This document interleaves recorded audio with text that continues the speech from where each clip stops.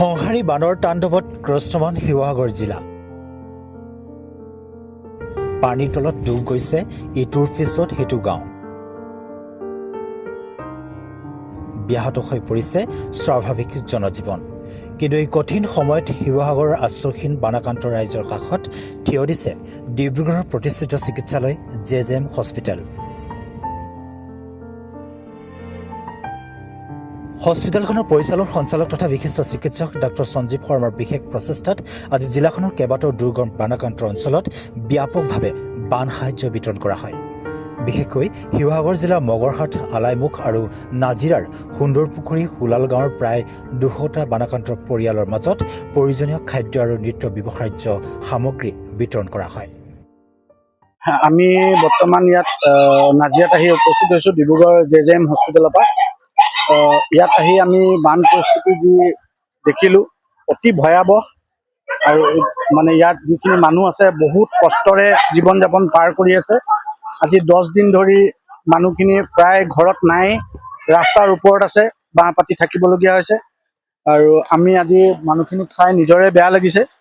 আৰু দেখিছোঁ যে ইয়াত মানুহবিলাকক মানে বান সাহায্যৰ কাৰণে প্ৰায় মানুহ আহিছে ইয়াত।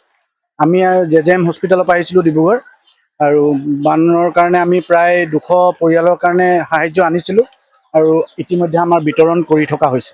জেজেএম হস্পিটেলৰ মুখ্য বিত্তীয় বিষয়া সৌৰভ দে আৰু মানৱ সম্পদ বিষয়া শ্বাহিন আহমেদৰ নেতৃত্বত যোৱা 15জনীয়া এটা অভিজ্ঞ দলে প্ৰত্যক্ষভাৱে উপস্থিত হৈ এই সাহায্য প্ৰদান কৰে। আমি ডিব্ৰুগড় জেজেএম হস্পিটেলৰ ফালৰ পৰা আহিছোঁ। আমাৰ মালিক ডক্টৰ সঞ্জীৱ শৰ্মা আৰু আমাৰ যি জেজেএম হস্পিটেল পৰিবাৰ, যি আমাৰ ষ্টাফবৃন্দ, চবৰ আশীৰ্বাদ লৈ আমি ইয়াত আহিছোঁ। আমি ইয়াৰ আগতো হেলাইমুখ গাঁৱত আমি বিতৰণ কৰি আহিলোঁ যি সহায় সাহায্য। উলাল গাঁও অঞ্চলত আহিছোঁ এতিয়া, ইয়াতো বহুতখিনি পৰিবাৰ পালোঁ, ইয়াত বিতৰণ কৰিলোঁ। খুব ভাল লাগিলে, আৰু পৰিৱেশ খুবেই বেয়া, চবফালে পানীয়ে হৈ আছে।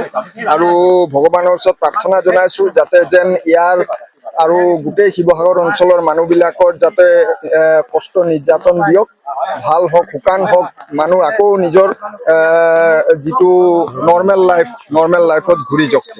Dibrugarh JJM hospital. আৰু ক'ত আপোনালোকে সাহায্য দিলে? আমি এতিয়া আপোনাৰ আলাইমুখত দিয়া হ'ল, তাত আমাৰ অহা হ'ল সুন্দৰপুখুৰী।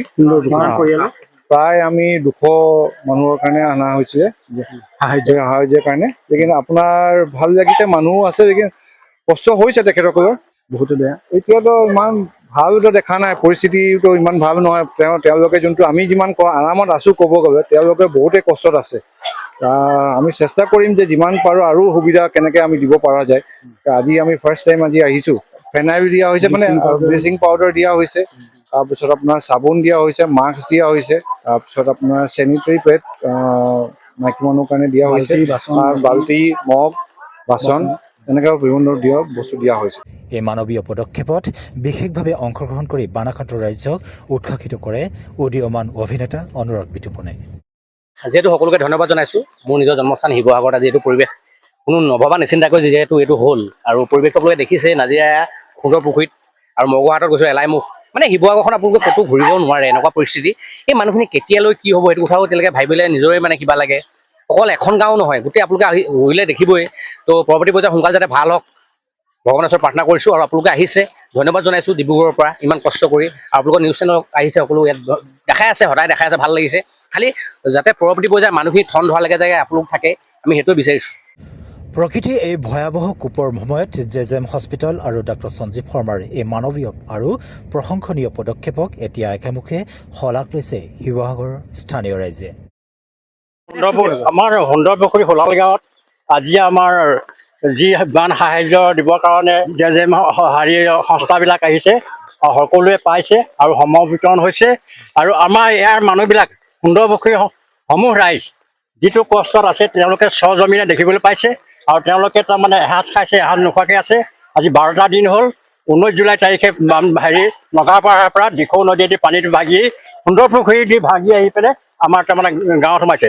আমাৰ গাঁৱৰ আমাৰ পকা ঘৰৰ ভিতৰত এফুট নে পলস, আৰু যিবিলাক বাঁহৰ ঘৰ আছে, বাঁহৰ ঘৰবিলাক এনেকুৱা ধৰণে তাৰমানে খহাই নিছে যে বাঁহৰ যেনে খুঁটাবিলাক ভাগি ছিগি গৈছে আৰু তাত সোমাবলৈ ভয় হৈছে আৰু সোমাওঁতে কি হৈছে যদি পলস পৰিছে 2 ফুট আৰু সোমাই গৈছে 3 ফুট গতিকেলৈ বৰ কষ্টত জীয়াইছে আৰু মানুহবিলাকৰ এনেকুৱা হৈছে পশুধন নাইকিয়া হৈ গৈছে পশুধন নাইকিয়া হৈছে যাৰ মানে ভঁৰাল যেনে 2 লিট ভৰাই ধান ভৰাই থৈছিলে সেইবিলাক সম্পূৰ্ণ ধ্বংস হৈছে আৰু তাৰমানে যিবিলাকে অকল যি সাঁজ কিনি আছিলে সেই সাঁজে তেনে থাকিলে বাকী বাকচ চাকচ যিমান বস্তু আছে চব উতৰাই লৈ গৈছে গতিকেলৈ বৰ কষ্ট হৈ আছে কিন্তু আমাৰ গোটেই অসমৰ সংস্থাবিলাকে চৰকাৰীতকৈ আমাৰ বেচৰকাৰী সংস্থাবিলাকে যি সাহাৰ্য দিছে আমি নথৈ সুখী হৈছোঁ মই এজন অৱসৰপ্ৰাপ্ত শিক্ষক মই এইকেইদিন মই নিজে চকু পানী টুকি আছোঁ আৰু মই সকলোকে শলাগৰ সহায় যাচি আছোঁ গতিকেলৈ এনেকুৱা সময়ত আপোনালোকে যে আহি যে আমাৰ ইয়াত উপস্থিত হৈ